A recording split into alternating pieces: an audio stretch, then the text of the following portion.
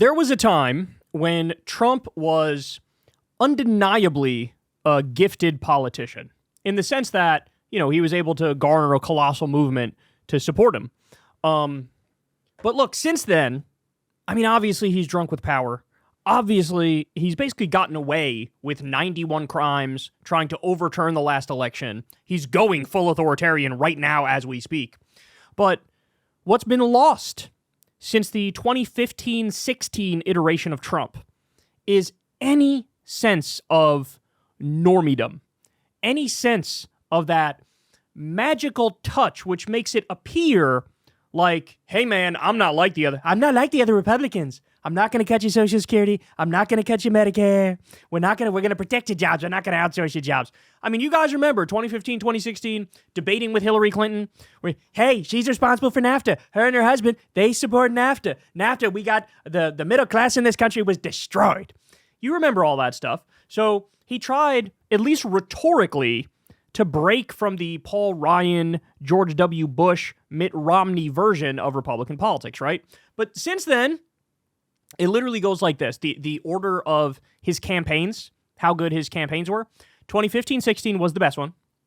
2020 was the second best. And then 2024 was honestly the single worst campaign I've ever seen run by anybody in human history. Right? I'm serious. You're talking, he was filleting microphones on stage. He was talking about Arnold Palmer's cock. He was talking about they're eating the cats, they're eating the dogs, they're eating the pets. He literally did a riff one time about like wrestling Kamala Harris, like physically assaulting Kamala Harris. Like, what are you doing? And by the way, that's why, go look at the last Kyle and Friends episode that we did with Greg Palast, legendary investigative journalist. And he says in no uncertain terms, hey, Kamala got screwed out of 3.565 million votes as a direct result of voter suppression laws and vigilantes. Again, if you don't know what that is, go watch that episode. It's phenomenal. Sign up for Kyle and Friends below on Substack and go listen to that episode. It's amazing, right? But guys, he's getting worse. Trump is he's fallen below Arnold Palmer's dick level. That's where we're at. So he was at CPAC the other day, and of course CPAC, that's where he lets his freak flag fly the most. Listen to some of the stuff he said, and then try to compare this in your mind to this 2016 version of Trump, who said, I'm not going to cut your Social Security and your Medicare, I'm going to protect your jobs are not going to be outsourced. Listen to what he says here. This is a line he goes back to a lot, but he threw in a little twist for us. Ready? Here we go. Word tariff is my favorite word in the dictionary. We were the richest relatively think of this, from 1870 to 1913. That was our richest because we collected tariffs from foreign countries that came in and took our jobs and took our money, took our everything. But they charged tariffs. Took our everything. They took our jobs. They took our money. They took our everything. All right, let's keep going. We had so much money, they set up the 1887. Think of that, a long time ago. 1887 Tariff Commission. It was a commission of very important people to determine where we should spend all of the tremendous, vast wealth that we had. We had so much wealth. Wouldn't it be nice today? Of course, now we give it away to transgender this, transgender that. Everybody gets a transgender operation. It's just wonderful. No, we give it away like to crazy things. But in those days, it was different. It was a different world. It was a different country. But we were very rich because of tariffs. How do you even respond to that, bro? We would be really wealthy. We'd be really rich. But everybody's getting a transgender operation. We give it to trans this and trans that. Your mom gets an operation. Your dad gets an operation. Your newborn baby, your fetus gets an operation, a transgender operation. What in God's name did we just... We would be really rich if we didn't give out all these trans operations. Homie, we don't even have free health care. You can't get free antibiotics in this bitch. What are you talking about? Oh my God. Now, also, by the way, so when he says basically like, oh, the 1890s, beautiful time, so much wealth, so much, that's kind of misstating it because like 3 people had all the wealth. I love how he just glosses over that fact. But look, honestly, to him, that's what he wants again. He wants him and Elon and Mark Andreessen and Peter Thiel and all these assholes, these robber barons. He wants them to have all the wealth. right? He thinks, like, this is how God intended it. Me and my friends have all the wealth, and you struggle, and you're basically a peasant. You're a corporate slave. That's right, a corporate slave. So I typed it in to Google. The United States has been wealthy at multiple points in its history, including during the Gilded Age, the 1920s, and the late 1990s. Listen to this. From the 1870s to 1900, this is basically the time frame he's talking about. The wealthiest Americans had more wealth than today's top tech billionaires. The wealth of these industrial tycoons masked the financial inequality of the time, which Mark Twain captured in his 1873 novel, The Gilded Age. So in other words, the point here is, yeah, there was a lot of wealth, but it was kind of a really shitty time because there was so much income and wealth inequality. This is when we had like rampant child labor. Your son might lose his hand at the factory at any moment. There was tenement housing. There was extreme poverty for such a vast swath of the American people as you had the robber barons. I mean, he's fantasizing about the fucking Gilded Age. Right? And then the other thing is, they mentioned, the 1920s were really wealthy. Yeah, what happened after the 1920s? What is it that happened? Was there an event that occurred in, say, 1929, which had long-lasting consequences, which required a total retooling of the economy? Like, yeah, there was a lot of wealth. Again, 3 fucking people had it. Everybody else was fighting for crumbs. They even bring up, the late 90s, right? Okay, that was the fucking internet bubble. Like, when you're in a financial bubble, yeah, there's a lot of wealth. Yeah, and this is like fake. It's fake. 3 people have all the wealth, and we're in a fucking bubble, and it's going to burst, and people are already hurting, and then they're going to hurt more when the bubble bursts. To think about these times in history as anything to want to emulate is insanity. You would think one might analyze this by saying, who was the most popular president?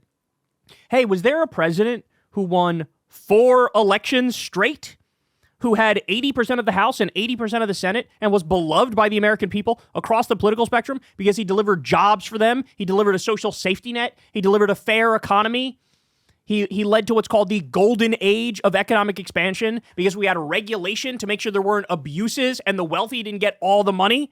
Yeah, there is that guy. His name is FDR. Oh my God. All right, I'm not done. So there's one, again, it's like astonishingly stupid. The 1870s, what a great time. Not even to mention, hey, what were gender and race politics like back then? I'm just asking. What was it like for them back then? Never mind for the bottom 99% as well.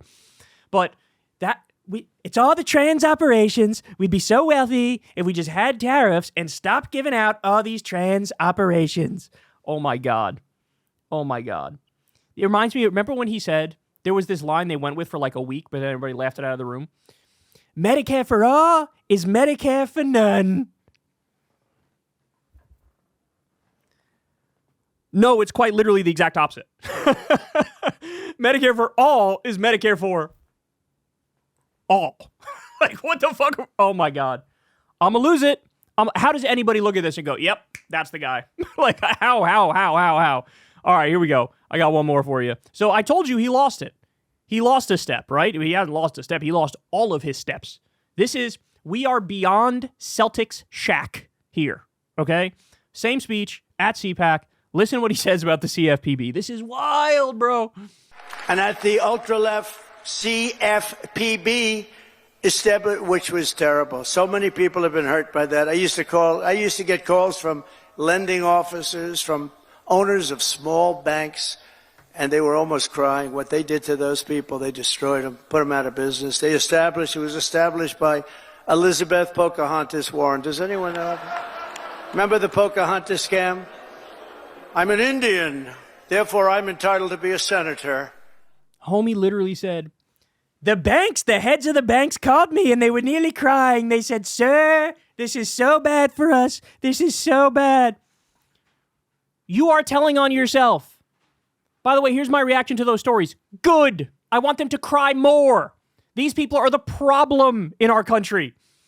He's admitting, bro, I am in this colossal bubble down at Mar-a-Lago, where in order to get through the door and have a conversation with me, you need to have a net worth of at least $1.4 billion. This is what he's basically admitting. Oh, these big captains of industry, these big Wall Street assholes come to me and they say, sir, the CFPB has taken me down. I can only get 2 yachts. I can't get the 3rd or the 4th anymore, sir. Would you like to go play golf again?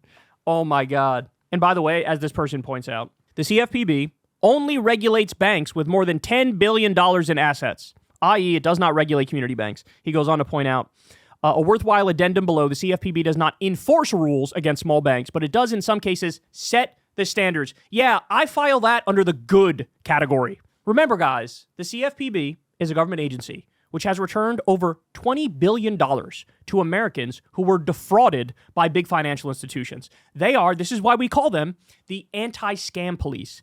They exist to make sure you don't get scammed. And if you do get scammed, they're the cops who go and handle it and take care of it and send you a literal check in the mail when you get screwed. And I know I've told this story 1,000 times because I am one of those people. This is an agency which helped 200 million Americans. A majority of Americans have been helped by this agency. It's one of the best government agencies we have. For me, I lost my credit card. They charged me some fraud thing.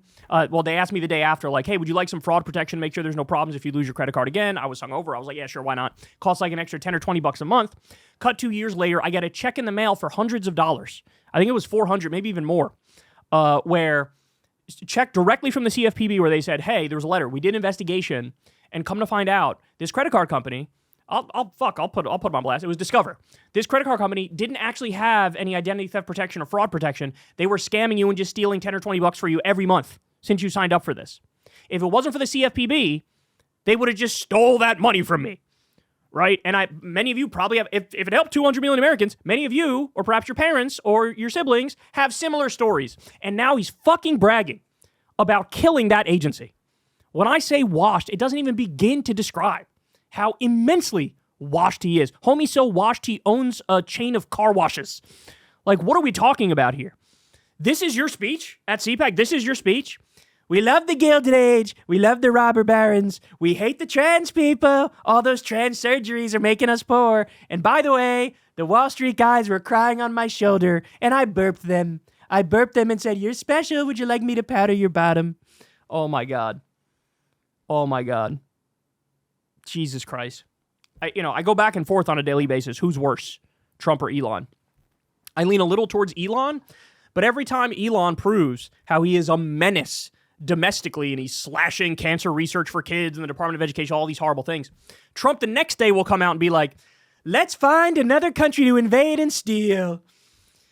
He's saying we're going to own Gaza, rank imperialism. We're going to take Greenland. We're going to make Canada the 51st state. We're going to invade Mexico and attack the drug cartels there illegally. We're going to go after Iran. Just the other day, he sent terms to Ukraine saying, how about you give us 50% of all of your natural resources from now until forever? Again, this is like, you might as well just come out and say, we are colonialists and we are 1800-style imperialists. This guy is God. I better stop now because I might end up saying some things that will get me banned. Hey, y'all, do me a favor and like and subscribe. It helps out big time in the algorithm. Click the bell as well for notifications when videos drop, and watch that video on screen right now. You know you want to.